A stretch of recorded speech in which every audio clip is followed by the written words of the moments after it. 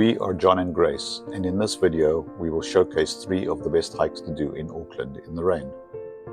We hike often, rain or shine, and based on our experience, we have chosen these tracks based on 3 important criteria. The first criteria is the track's condition and drainage. All these tracks are in excellent condition with well-crafted stairs, platforms and drainage. This means that there will be almost no mud holes, and the footing will be firm, and you will not be slipping and sliding on the track. The second criteria is the track's cover. All these tracks have good tree cover and will shield you from much of the rain, and you will not get drenched. You will still need a raincoat, however. When hiking in Auckland, you should almost always take a raincoat. The last criteria is the track's distance. All the tracks are moderately challenging routes that are loops.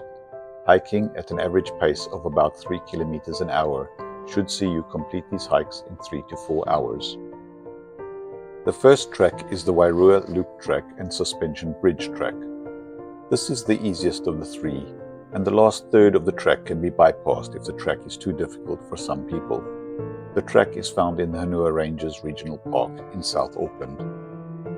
We recommend you do the loop anti-clockwise so you can skip the last third of the hike if needed. Start by climbing up the valley and then the ridge on the Wairua Loop track. Follow the ridge until it descends sharply to the Wairua Reservoir Dam.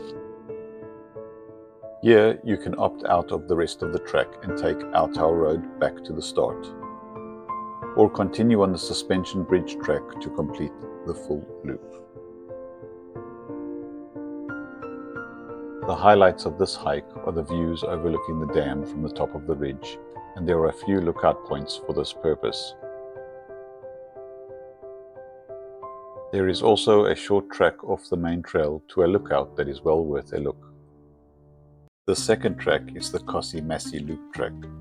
This track is a little harder than the Wairua Loop track. It is also in the Hanua Ranges Regional Park in South Auckland. We recommend you do the loop clockwise and start by crossing Cossie's Creek on the swing bridge. Follow the Cossie track as it meanders up the gorge to Cossie's Reservoir. Then follow the road next to the reservoir to the start of the Massy track. The Massy track climbs gently onto the ridge and continues all the way around the other side of the gorge till it descends sharply and returns to the car park.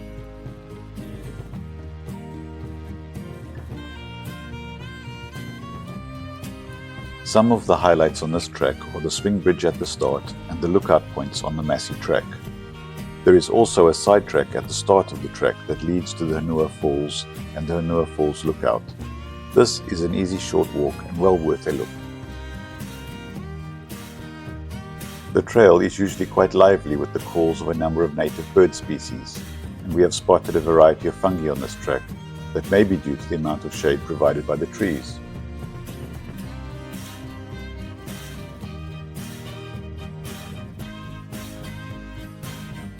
If you have enjoyed our video or find the content useful, please like and subscribe to our channel. By liking our videos and subscribing to our channel, you increase the chance of our videos reaching more viewers.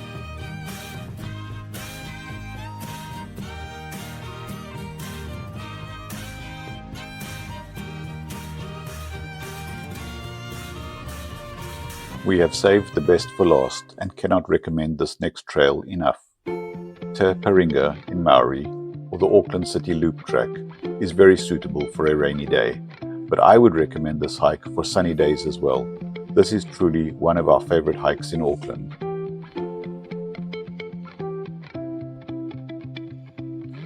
We prefer to do this hike anti-clockwise.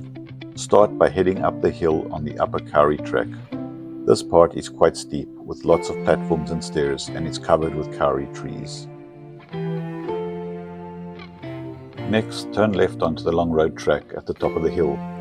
The long road track is mainly flat and passes along the dam before it joins the fence line track. The fence line track descends steadily back down to the car park.